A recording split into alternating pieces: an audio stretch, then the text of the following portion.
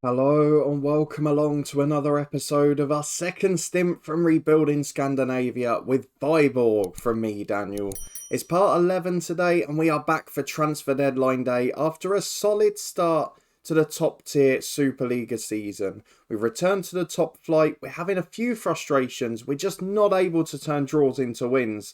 But if you look at how tight the league is, from us down to bottom place, it's anyone's game, and we've had some shocks early doors as well.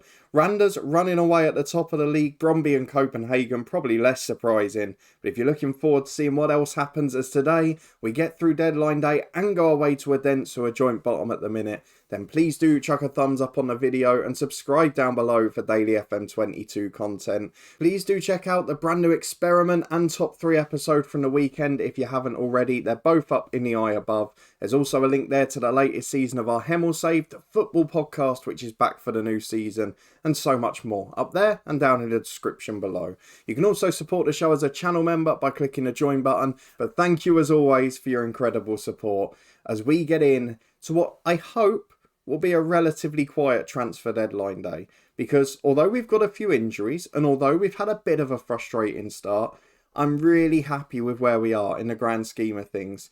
And the most important thing to me is not to lose people, because you can see we are a little bit better financially than we were. And thankfully, that isn't because of sales that we've made this summer. It's actually because of previous sales, both under my management and previously in the save, where the players have then had sell-ons, add-ons and whatever else. We've actually made 600 grand from players sold in this last month without actually selling a player. So we've got to be pretty pleased with how that's worked out. But for now, we are going to go and have a look at what's been going on, both in the transfer market and of course in the schedule. So let's start with the transfers, because we've still got that one sell-on clause that we can pass on. It's only, 15 grand now. And Lucas Lund, to be honest, is a player I'd quite like to have back at some point. He's a very good goalkeeper. He's still in his, youth. I was going to say peak. He's in his youth, isn't he, as a goalkeeper at 24. And he's quality. He's got 2 years left on his deal. He's playing good football. I'm not ruling out him being back at some stage. So that's one. We have had a few others where instalments and whatever else have been passed on. But let's have a look at the transfer history for the last month since you were here, because we have one more signing. It's not the man that we were trying to get in the last episode, the Ghanaian midfielder, because he chose to go elsewhere for more money, as has been the story with many main targets this year. But we have gone back to our favourite old stomping ground of Copenhagen. A fourth loan player from the club, another midfielder to fill that one void we had left. Morten Toksvard comes in on loan. He is another regen. He is a very young player. He's versatile and he's high quality as well. We're contributing £70 a week in wages. And for 2.5-star ability, a pretty good personality, someone with bags of potential and playing for the Danish under-21 side, I don't think we could really ask for a great deal more. He's got good balance, great natural fitness, which is something we really need to pay attention to. Played in the second tier for Venzel last year, so has got senior footballing experience, and obviously came through another academy before moving on to Copenhagen. But really solid pro. He'll be a backup player, but will feature a little bit in some of the cups and when we're rotating during the weeks. But so far, we've mainly had one game a week, which has been nice and easy.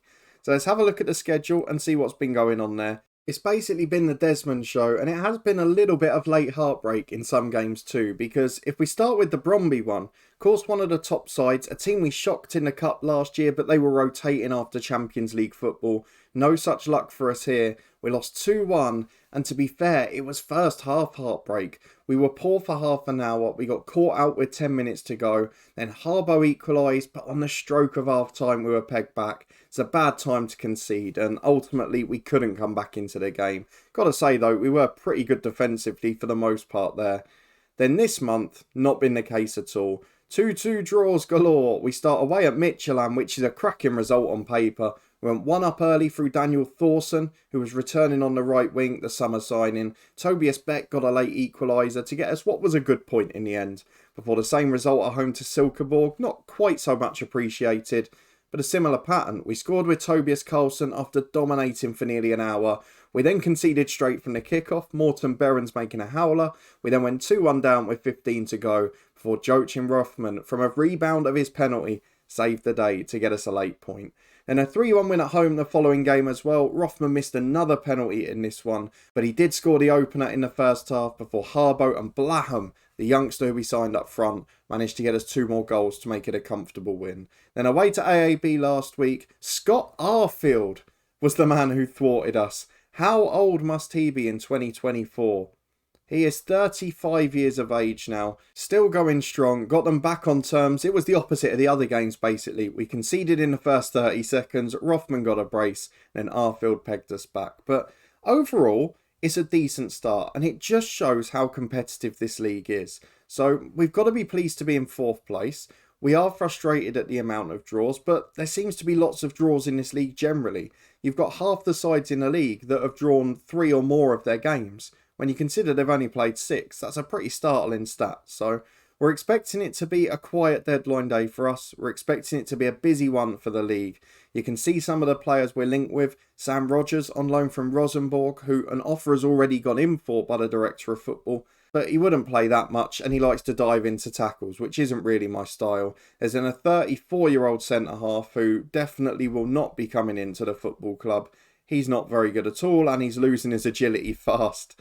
And then we've got a striker, a 25-year-old for 100 grand. Not my type. He's more of a target man. A bit more of an Anthony van den Herk, which those days are long gone for us. And Yembi, the main one being linked with a move away. Jawara failed a work permit both times he tried to get involved. So I'm not expecting much. But if anyone can go out the club, it may well yet happen because we've still got a debt to try and service. Let's go and take part in a day. Once we get through it, if it's a quiet one, we'll go and have a brief look at how Helsingborg are getting on in their first season without us. Because I did realise in the build-up to recording this, we just haven't done that yet this year, have we? The interesting link for the league for the day, though, is Abdullah, a player who you might remember a few years ago with Slavia Prague, causing all sorts of chaos in the Europa League. Well, he's linked with Michelin from Brighton. He's a quality player. If he comes to the league, we might have some troubles. I'm hoping that one day we'll be able to have a player of that quality. But for now, Michelin might be strengthening big time. Let's get through the rest of the day and see who does what.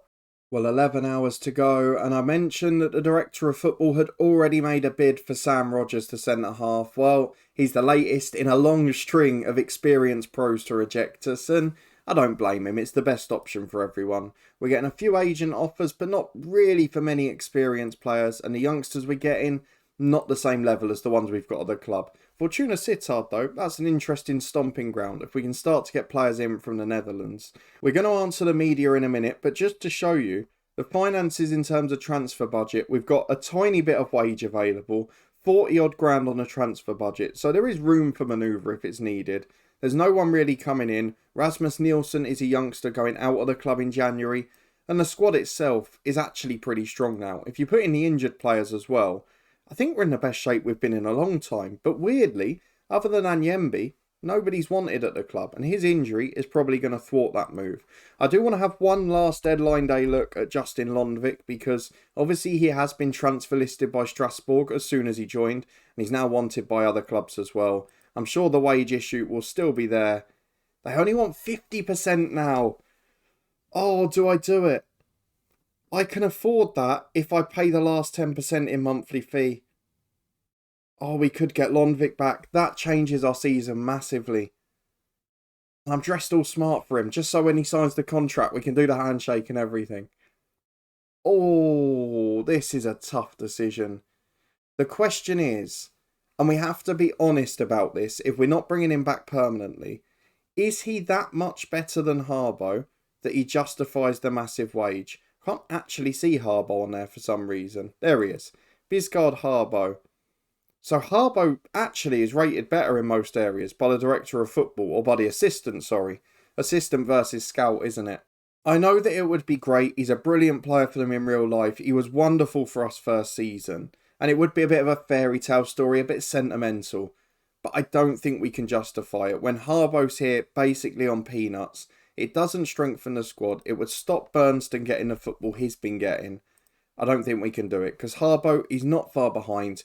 And given a couple of months, given first team football, he will probably surpass him. So I'm going to restrain myself. Even though in a normal circumstance I'd do it. Purely being too loyal to players again. Well, we have an offer with 7 hours to go, but it's not for an immediate signing. It's for a player at the end of their contract at the end of the calendar year.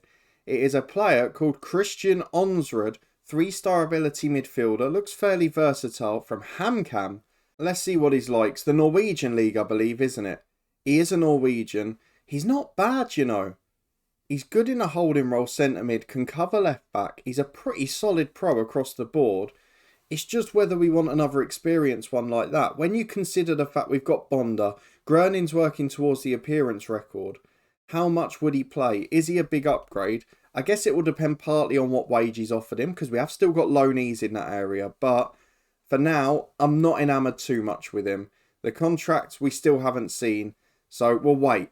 In other news, the media also linked us with a young player from St. Pauli, a centre midfielder. Say young, he was about 25, but wasn't quite as good. Similar position, so I don't know if that's going to happen. 7 hours remaining, still a very quiet day.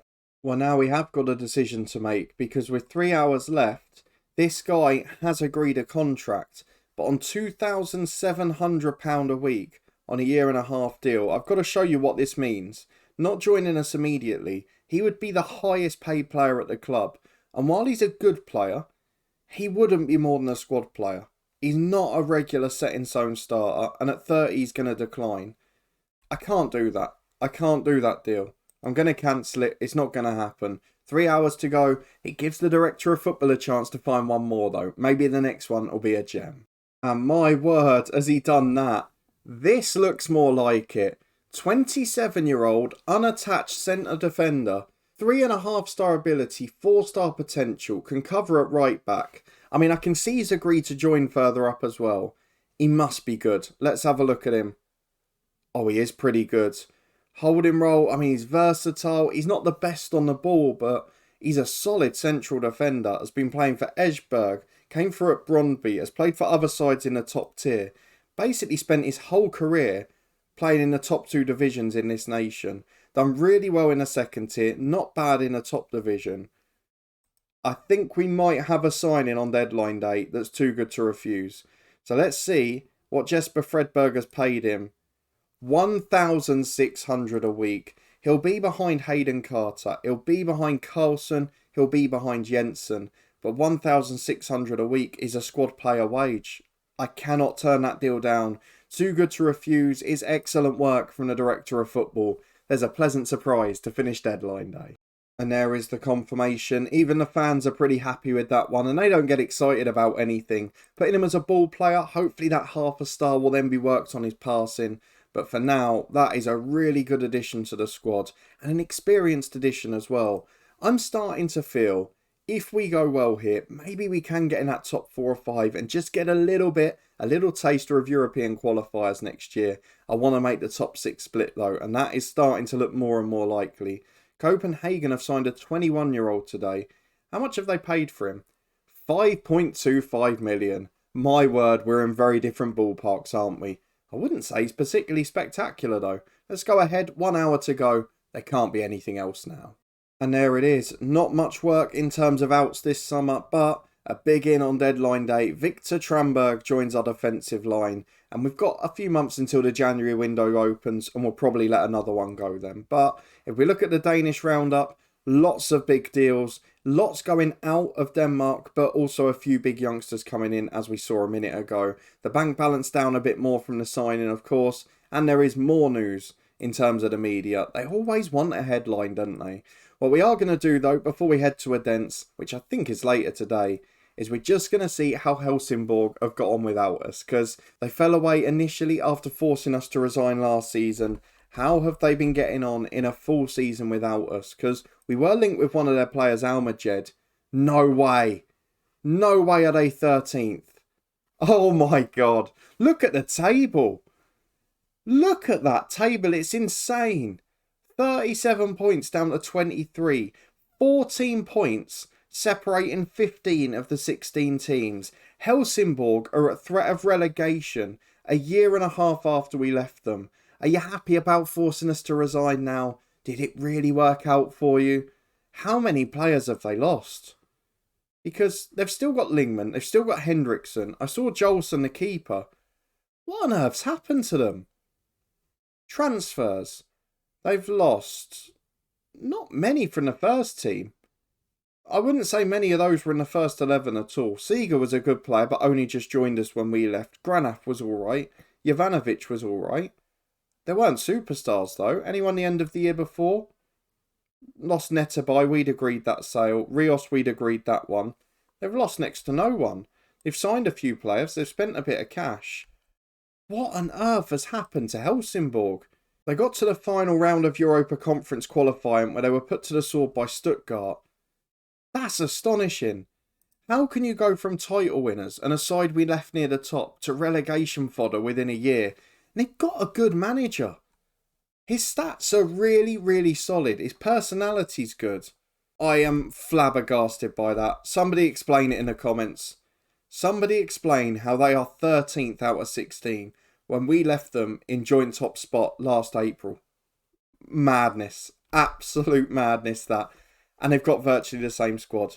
I mean, whatever happens today, that's the story of the save, isn't it? Back in a moment to face Odense. We're so happy we're not there anymore. Maybe we just jumped ship at the right time.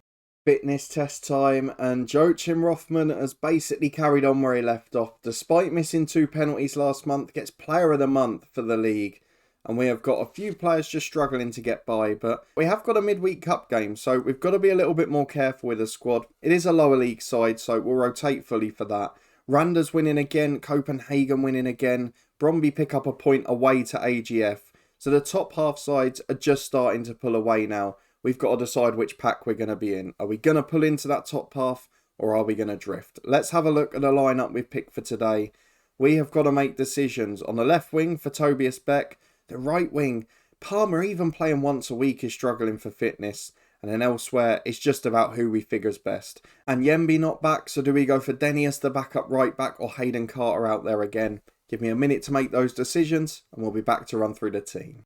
Well then, we've got Thorson making a return from yet another little knock. He's on the bench for today, as is Tramberg for a potential debut. But the 11, it stays fairly familiar. Karstrup, as you'd expect, comes in on the left wing. One decision in centre mid is whether we go for Bonda or do we switch things around a little, but I've stuck with the tried and trusted for now.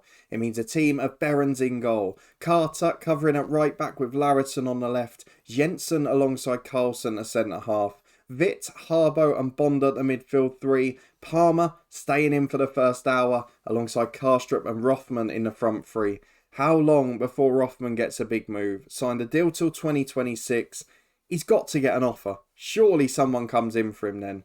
A brilliant side, a solid bench. Not the best match fitness there though. So let's go and get into the game at Odense and see if we can avoid another 2-2 draw. And here are the sides. A good goalkeeper Odense have got. Just seeing down the rest of the squad. There are a lot of young teams in this league, which is very different to what we had in Sweden, where there were loads of ageing players. And here, we've got a lot more younger ones, a lot more regens already. We're going to get through the tunnel interview into the first half. We're pretty sure that it's going to be a 2-2 draw because that seems to be the way in every away game. But we're competing at the top level. We've got another good player in on deadline day. Overall, we've just got to enjoy this because we are not going down this season. And that is the main objective after all. As we're back nearly 20 minutes in, it's been a quiet start to the first half as Carlson gives it to Carter, covering at right back. He steps back to Carlson again and Witt into midfield for Harbo. Runner on the left is Karstrup, getting a start because of the Beck injury. Releases David Palmer. Oh, not at full fitness and not at full finishing power. That one probably should have gone the other side anyway, but a bit easier for the keeper to save. As Larison puts the corner in, Jensen's at the back post. Tobias Carlson not there. He normally scores in every game at the minute. Probably the joint top scorer with Rothman, but unable to get off the mark here. 25 minutes gone, we've got a goal kick with Behrens. It's long downfield towards Rothman.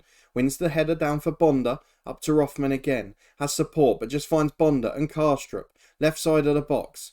Chance to turn back on his right. No. Goes to the byline. Surprises me and the defender. The clearance is straight back to him, And he tries to whip it in from the edge of the box. It's a lovely effort, but just wide of that far post. We've been the better team by far in the first half an hour. We've not got anything to show for it though. 0-0 as Karstrup into Witt. We did see a lot of those games when we were looking at our schedule where it had been all 4 goals in the second half. So not going to get too excited that we've started well for half an hour or so. As Rothman picks it up front. Holds up well again. Gives it to Witt and Rothman.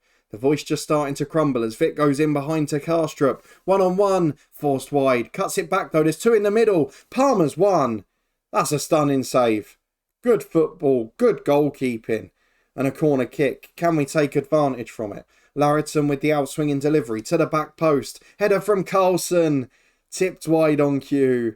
He wants that goal again, doesn't he? It's him or Rothman for top scorer. The centre-half is getting in on the action. Larridson with the corner again. To the back post, Harbo's up.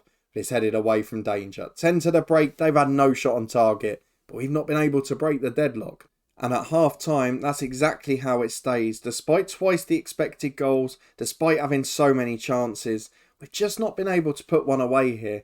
I do know that we've got second-half shows in us. We've seen it before this season. But we've also conceded the first shot on target against a few times. So there is a little bit of jeopardy here. I'm not sure David Palmer is going to last much longer. Vit on a yellow as well, we probably want to be careful of. And he's now knackered as well. So let's make some changes. We're going to take off Palmer for Thorson. He makes his comeback. Blaham's someone we can consider. He started really well for us despite not being ranked up at that same level. Vit will be replaced by the experienced Groening. We'll leave it at 2 for now, but the rest will get on, and Tranberg hopefully will get a debut. As we defend a free kick on the right-hand side, here it comes, to the back post to Carlson, who heads away. Shot from distance, hits the woodwork. Carter clears, it almost happened again. We get away with it. With 15 to go, the expected goals is piling up on our side, but no goal to show. Let's make a couple more changes, because fatigue is becoming a big factor here. Manev will come on at left-back for Larridson. I'm going to take off, this is controversial here, I'm going to take off Carlson because Hayden Carter is even better in the air. So he's going to go across there, I think, and Tranberg will come on at right back. Or do I leave Carter out and bring Tranberg on? Let's do it. Make Tranberg an instant hero. He comes on for Carlson at centre half. Oh, that might be a really stupid thing to do, mightn't it? I'm going to put Tranberg right back. I want it to be as solid as possible. And then in midfield, Bonda really needs to come off. But I don't know what to do with it. In fact, do you know what I'm going to do to solve the problem? I'm going to put Bonda off for Groening, who goes into the box-to-box role. We'll then bring on Denius for Bonda. Tranberg will go in the holding role. Denius will go to his natural right back. 5 changes made, 15 to go. 0-0, but we really deserve the win. So let's see if we can create that chance. Odense have had their first shot on target, but after all the 2-2s, I guess I shouldn't be complaining at a clean sheet. It's just annoying in a game where we've been so much better. We really should have won it. But if anything, Odense have finished the stronger on the stats. We go for a 0-0. It is yet another draw. 4 out of 7 have been draws so far. The middle of this table is going to be so condensed. And hopefully we don't end up with a story like Sweden, because that would just be chaotic. Let's get through the tunnel interview. I think the media have to say we're pleased. Don't forget, the board don't expect that much of us. And we're competing well. If we can get in that top half, which those 6 plus Norgeland will probably be competing for, it'd be a really good season. Then it's anyone's chance at the last European spot. Well, in the later games, Michelin lost again, so that's something we've got to keep an eye on. They've had a really poor start to the season. For us, though, let's focus on the schedule. I don't think there was any injury news or anything. There's not. Tranberg made his debut too. So we're going to get through the cup game. We've got a tough end to the month after Vejle, who we should beat at home. We've then got Copenhagen and the likes. Bromby and Randers next month. That looks a good one. Midtjylland there as well. So 2 of those 3, because Bromby and Randers are right up there. Randers flying at the minute. So we will show 2 of those 3 games. We'll have got through a month of fixtures. And hopefully we'll be still looking relatively solid. So if you did enjoy this episode, a quiet deadline day, but with one bit of Director of Football gold dust, a boring 0-0 draw, but goals galore elsewhere, then please do chuck a thumbs up on it. Subscribe down below for daily FM22 content. More important than anything that happened at Viborg today, let me know how on earth Helsingborg have fallen so fast. You can find all the other key links and playlists in the eye above, including the Hemel Save, the football podcast with championship predictions every single week, the top 3s and the brand new experiment too. I'll put that new experiment above my head now, so please do give it a try if you haven't already. And I'll see you here again next time for 2 more big games against the top sides in Danish football.